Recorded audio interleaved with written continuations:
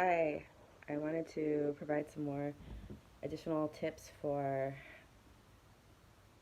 basically anybody, so white folks who serve black and brown communities, specifically for educators, but really this could be for any group of white folks who serve black and brown communities. So when you, as a white person, stand in front of or present yourself in front of a class or a group of people or serve groups of people that are from underrepresented communities, um, understand that even though you may think of yourself as an individual, because that's what white supremacy teaches you, that you're an individual, you are seen as the group that you represent. So you can be the wokest white person ever, and maybe you grew up around all white people. So I had a student, for example, who her whole family was black, but she was not. So she probably really identifies with black culture and maybe even sees herself as um, somebody who's black or whatever, but she's not.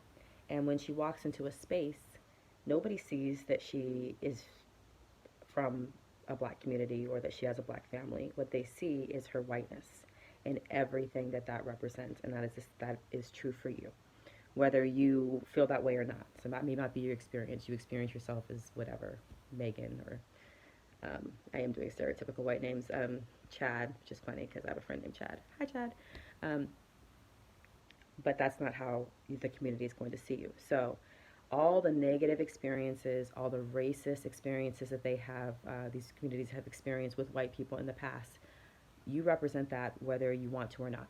And so, the way that I would deal with that, or my advice would be just be real about that, right? Put it out there. It's in the room. Just because you're not speaking to it and we're not speaking to it doesn't mean it's not present. Understand that these communities have been conditioned. We've been taught to not speak to it. We know when we bring up race, white people they react and they get some type of way. And we are always trying to keep the white people calm.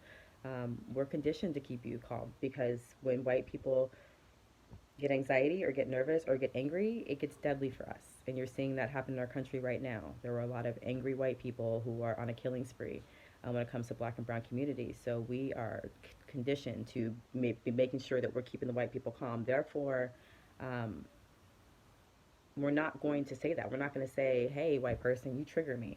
But that is generally the experience. So I would speak to that. And I've seen white people do this and I really appreciated it.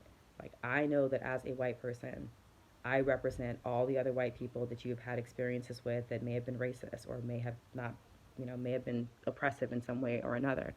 And I don't expect you to trust me right away. I get that. Or ever. Trust me ever. And so when a white person says that, I feel like the feedback I've gotten is there's a lot of apprehension about that. Like, I don't want to bring up race because then it's in the room. And it's like, white people, you're so funny. Like, it's always in the room because you're in the room. Like, race comes with you. All that racism shit comes with you. People always say I've said, I've cracked this joke like, oh, it's not even a joke necessarily, but you don't want me to have something because I'm black. Is it because I'm black? And it's like, it's not because I'm black. The question is it because you're racist? Because me being black is not a problem. It's the racism that comes with you. So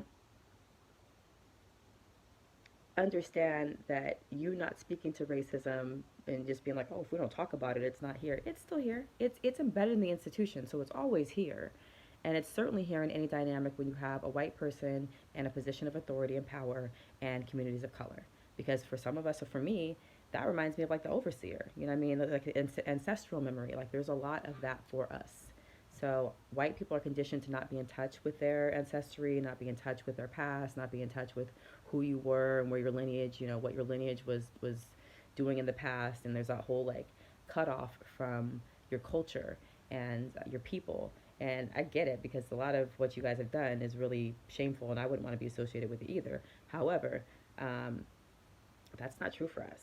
Like that ancestral connection is real.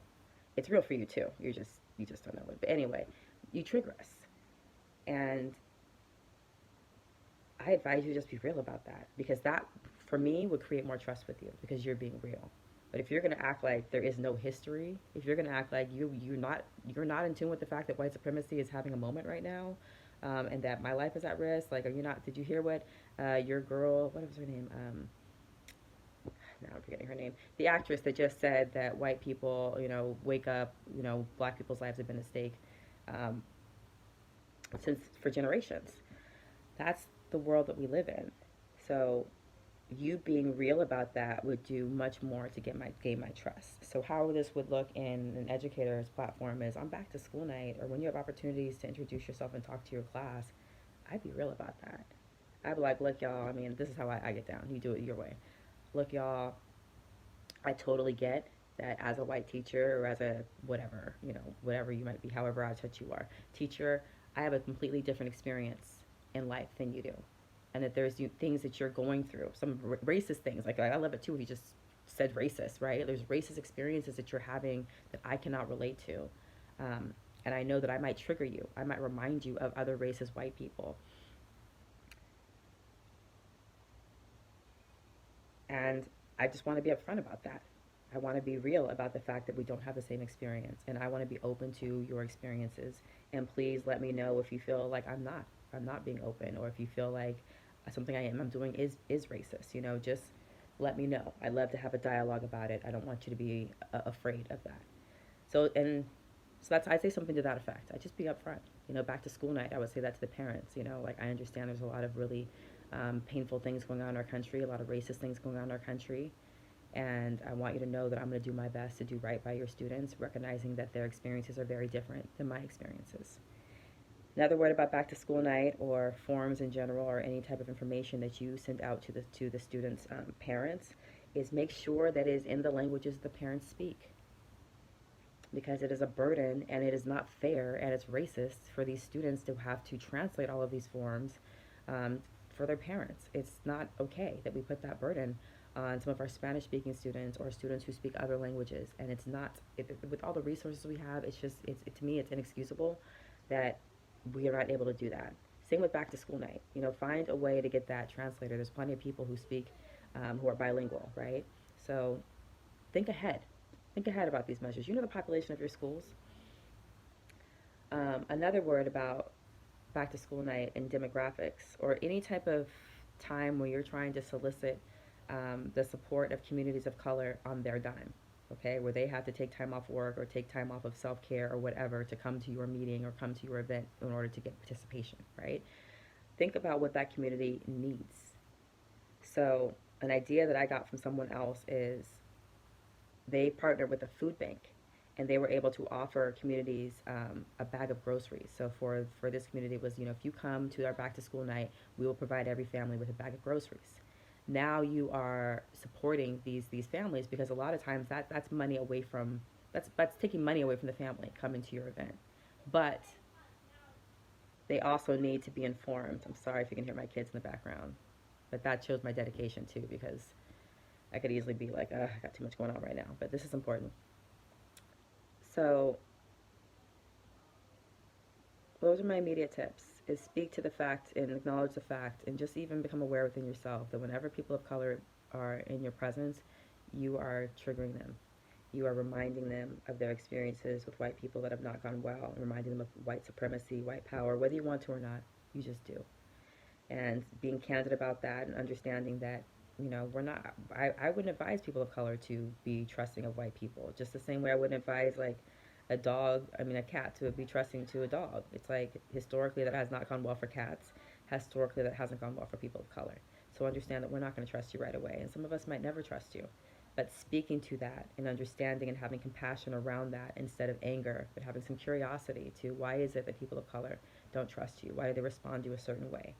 Um, Being curious about that, asking questions, being open to what people will share with you, and then doing that over and over again, demonstrating that over and over again, is what's going to create and build that trust and that healing. So those are my tips. I hope you found that helpful. I have to go raise my kids and survive being black in America. So see you later.